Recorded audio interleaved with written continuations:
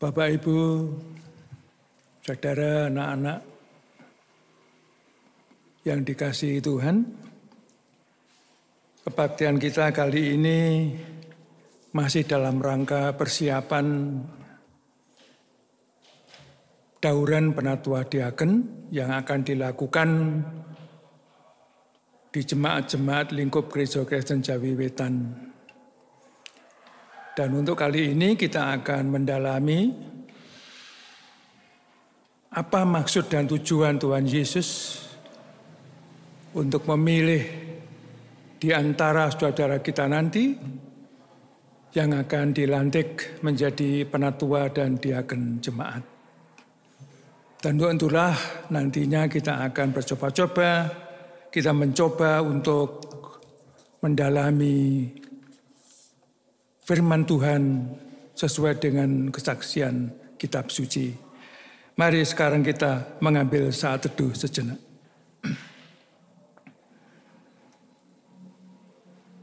Kebaktian kami kali ini kami lakukan hanya di dalam nama Allah Bapa, Allah Putra, dan Allah Roh Kudus.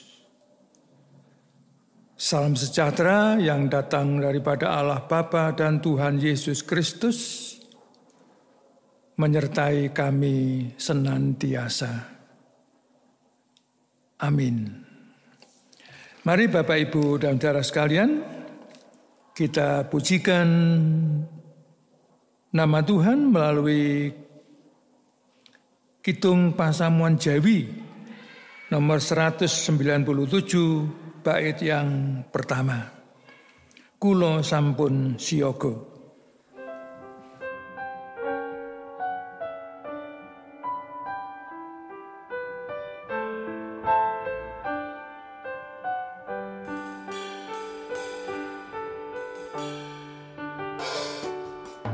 Kulo sampun siyaga Gusti sumadyo nampeni sabda mulya.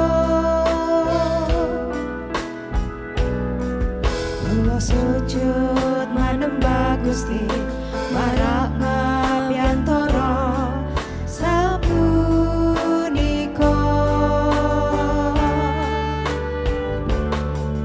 Mugi Gusti berkah dumateng kawula ing samakya kawula jumawe sing manah samekta ing gati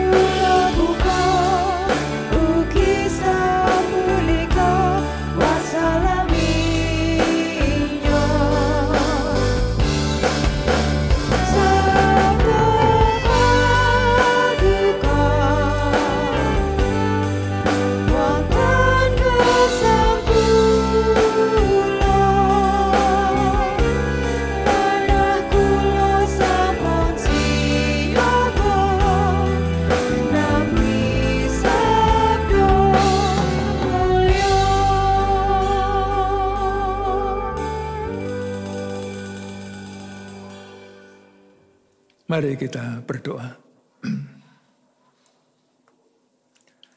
Bapa di surga, bukalah kiranya hati kami, terangilah dengan Roh Kudus-Mu, agar kami mampu mengerti apa yang Tuhan kehendaki bila Tuhan memanggil dari antara saudara kami nanti menjadi penatua dan diaken jemaat-Mu. Tolonglah kami dengan kekuatan Roh Kudus-Mu, agar firman-Mu tidak kami terima dengan sia-sia, namun benar-benar kami pahami dan kami berlakukan di dalam kehidupan bergereja kami yang seturut dengan kehendak-Mu. Demikianlah Bapa, sembah syukur dan doa kami, yang semuanya kami haturkan di dalam nama Tuhan kami, Yesus Kristus. Amin.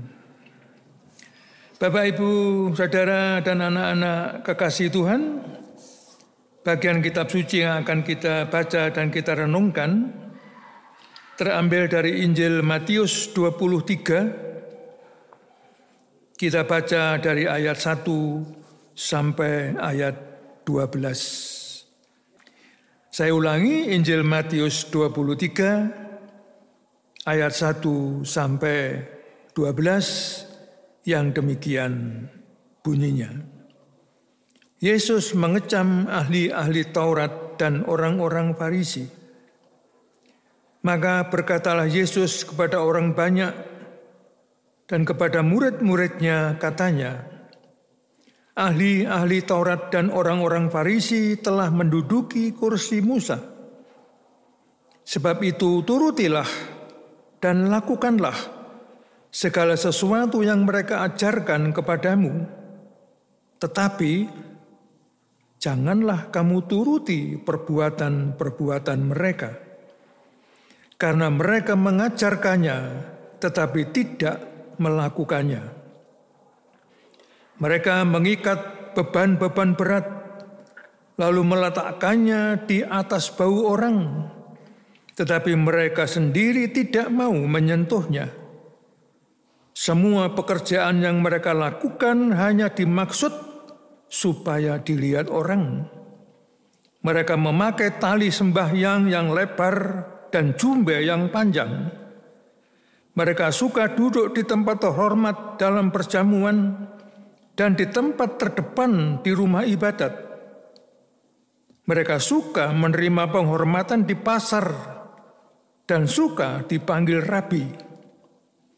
Tetapi kamu, janganlah kamu disebut rabi, karena hanya satu rabimu, dan kamu semua adalah saudara. Dan janganlah kamu menyebut siapapun bapa di bumi ini, karena hanya satu Bapamu, yaitu Dia yang di surga. Janganlah pula kamu disebut pemimpin, karena hanya satu pemimpinmu, yaitu Mesias. Barang siapa terbesar di antara kamu, hendaklah ia menjadi pelayanmu. Dan barang siapa meninggikan diri, ia akan direndahkan. Dan barang siapa merendahkan diri, ia akan ditinggikan. Demikian firman Tuhan. Berbahagia kita yang mendengar dan memelihara di dalam hidupnya. Amin. Bapak, Ibu, Saudara, dan anak-anak milik Tuhan, pemimpin adalah cita-cita yang menggiurkan bagi banyak orang. Pasti banyak orang Amerika yang ingin menjadi presiden atau seorang pemimpin partai politik di Indonesia yang bercita-cita menjadi presiden Republik Indonesia.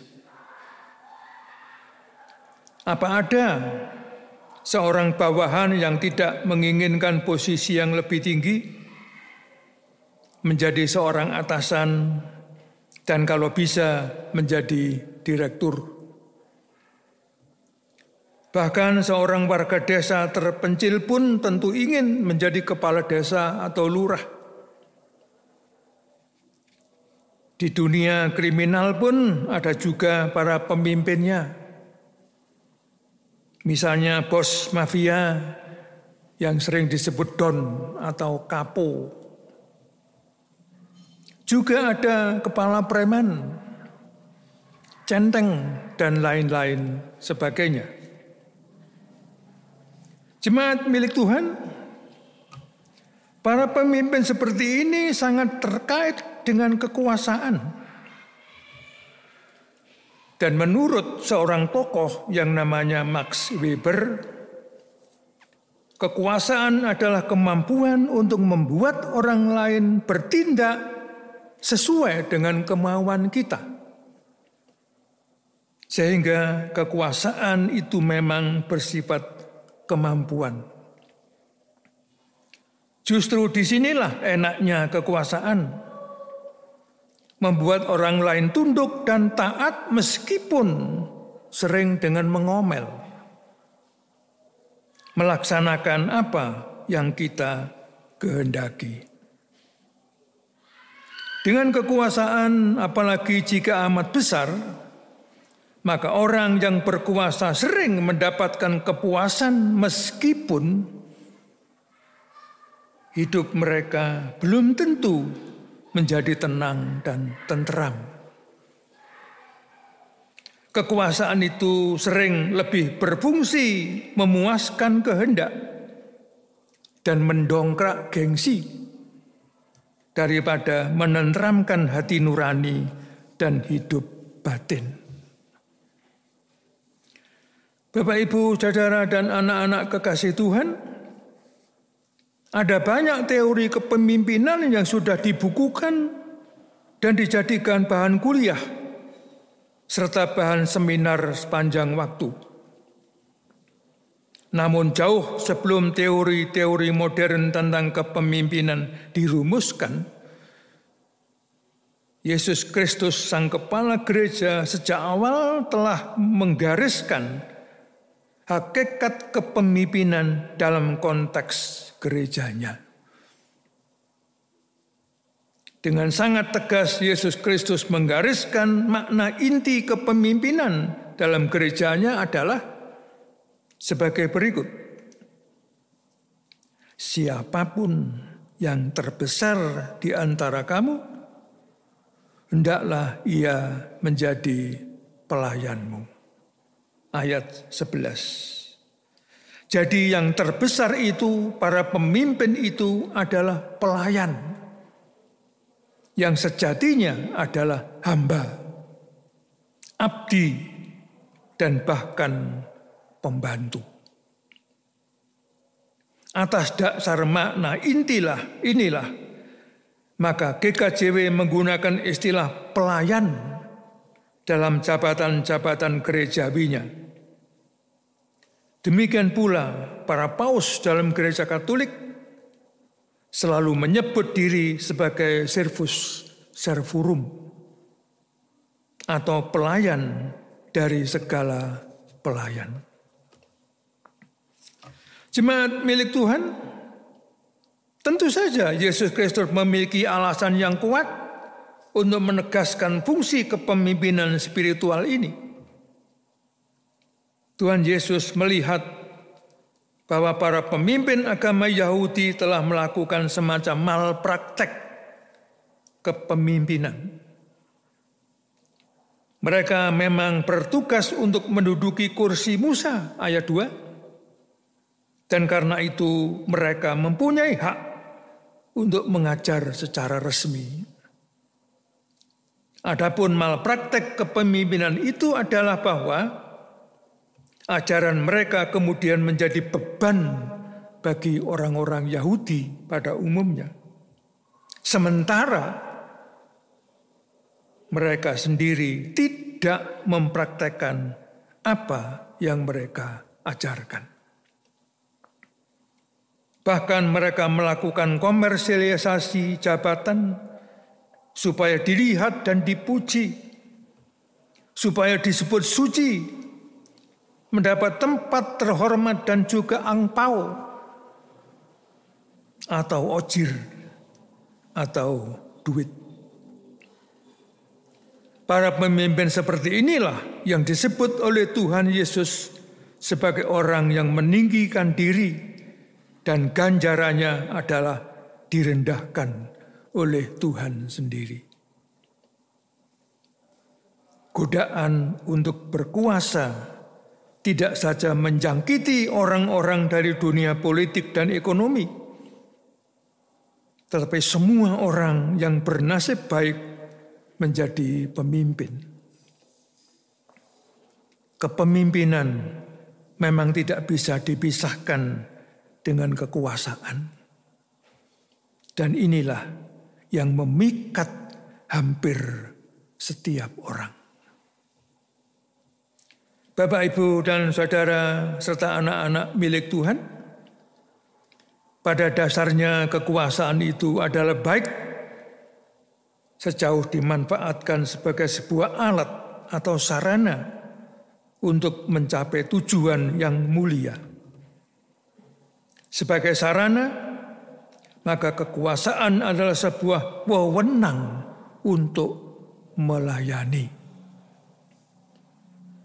demi kebahagiaan bersama. Jika kekuasaan berubah menjadi tujuan dan bukan lagi alat atau sarana, apalagi kemudian dimanfaatkan untuk tujuan-tujuan pribadi dan kelompok sendiri, maka kekuasaan tadi akan berubah menjadi senjata yang sangat berbahaya.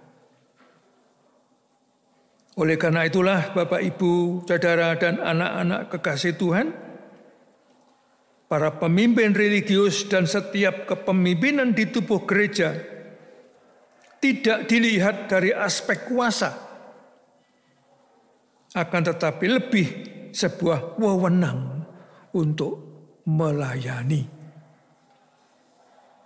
Hal ini bukan hanya berlaku bagi para pelayan yang ditabis saja, tetapi juga semua yang terlibat dalam kepemimpinan lembaga gerejawi demi berlakunya pemerintahan Allah. Itulah sebabnya kehormatan terbesar dalam gereja bukanlah kepemimpinan, akan tetapi pelayanan. Bunda Teresa dari Kalkuta, India menjadi besar, terkenal, bukan karena beliau menerima hadiah Nobel perdamaian, akan tetapi karena beliau mendampingi, melayani orang-orang sekarat dan miskin di rumah-rumah kumuh di sana. Jemaat milik Tuhan, pekerjaan terbesar umat manusia adalah melayani. Etika profesi pun menyebutkan bahwa pekerjaan yang sesungguhnya adalah sebuah pelayanan dan bukan semata-mata mengejar pangkat dan uang. Seorang pemimpin jemaat yang kebetulan dosen di perguruan tinggi adalah seorang pelayan. Seorang diakon jemaat yang berprofesi dokter yang kebetulan jadi direktur rumah sakit adalah juga seorang pelayan sesama manusia. Seorang ketua yayasan gerejawi adalah pelayan Tuhan. Jika ada pelayan gereja yang mencari-cari kekuasaan dan gila hormat karena jabatannya, maka seperti kesaksian Nabi Maleakhi, Tuhan akan menghinakan dan merendahkannya. Maleakhi 2 ayat 9. Sebaliknya, para pemimpin gerejawi yang sungguh-sungguh merasa diri sebagai pelayan akan dihormati oleh Tuhan. Sebab barang siapa merendahkan diri akan ditinggikan. Amin.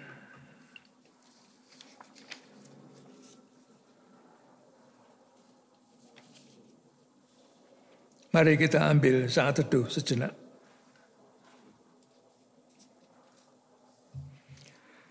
Mari Bapak, Ibu, saudara, dan anak-anak milik Tuhan, kita pujikan Kidung Pasaman Jawi 427, bait 1 dan 2, sekaligus kita mempersembahkan persembahan yang telah kita siapkan. Bekjo Sejati.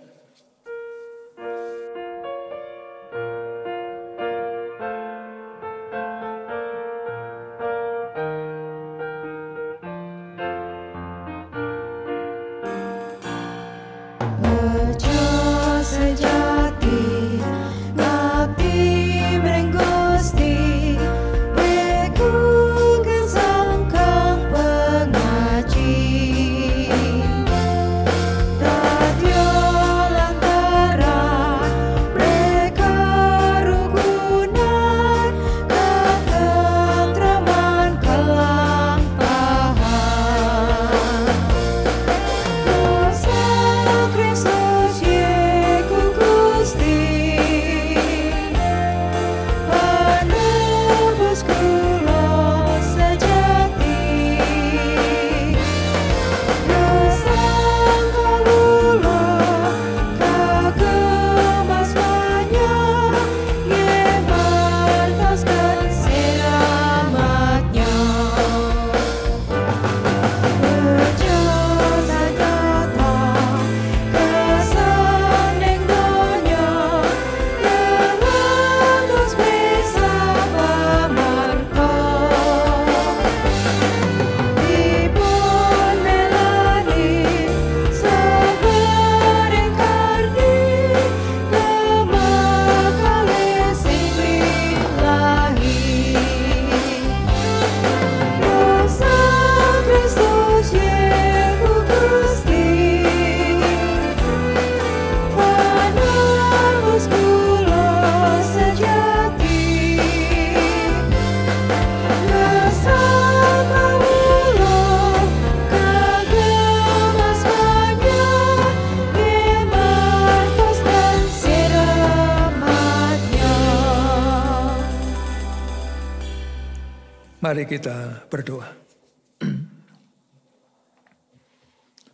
Patrikan firman itu dalam hati kami masing-masing ya Tuhan, sehingga kami benar-benar mampu untuk menjadi alat-Mu di dalam memilih saudara-saudara kami yang akan Tuhan lantik menjadi penatua dan diaken di tengah-tengah pelayanan di jemaat-Mu di sini, Gereja Kristen Jawi Wetan Jemaat Malang.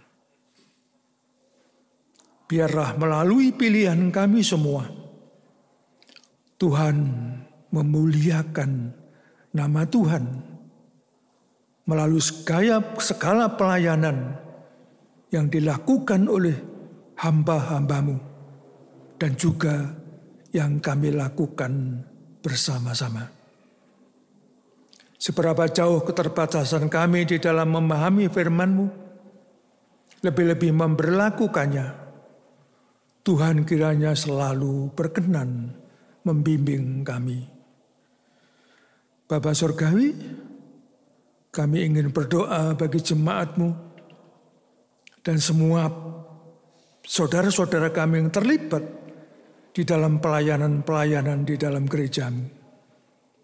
Kiranya Engkau sendiri yang menyertai mereka dengan kekuatan lahir batin, roh kebijaksanaan, agar mereka mampu mencerminkan kehendak Tuhan bagi pertumbuhan dan perkembangan jemaat-Mu, bagi hadirnya kerajaan-Mu di tengah-tengah di mana gereja-Mu tinggal, agar supaya nama-Mu dimuliakan.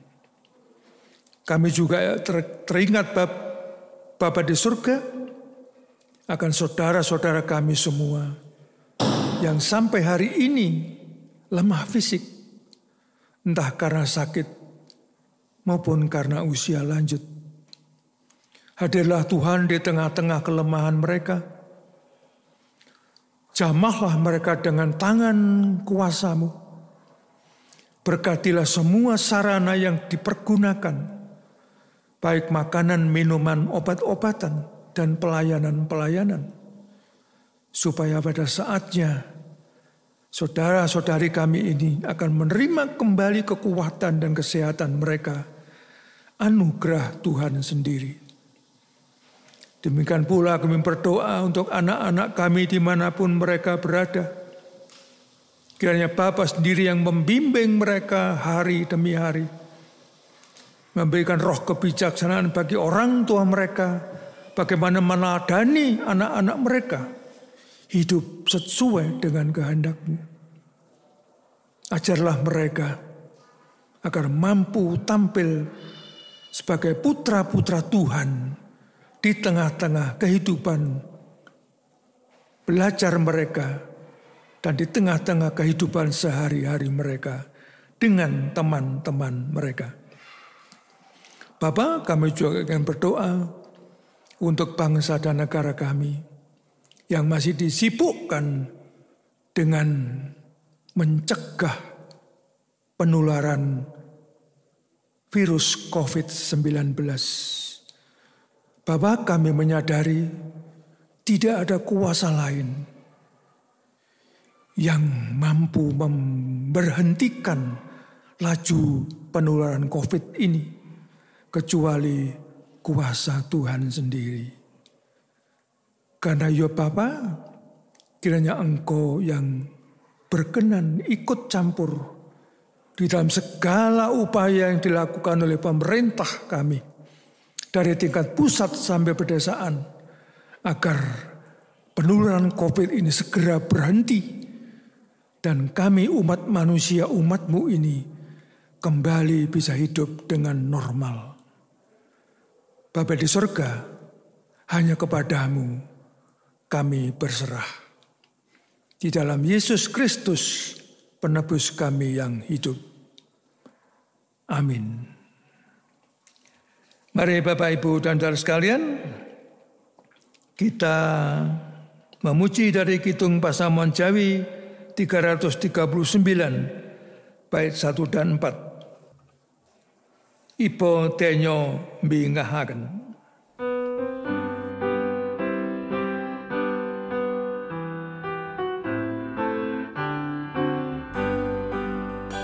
Ibu tenyo mbingahaken, yening saja ketroto, keadilan den agungkan, pinanguran ing donya, sono sing padres tulus, rajakan atus pirdos, sabung bumi tari liman, pirabaning siraman, ilo kulon datar wiki, kamu ngakot makarya, tumanang sapi ing kami, korayuning bawana, sono sing kadres lan tulus,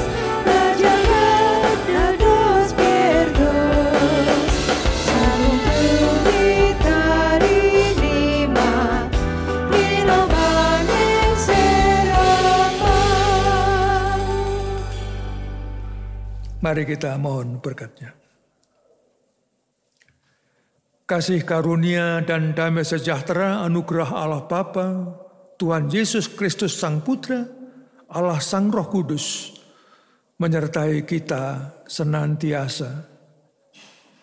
Amin.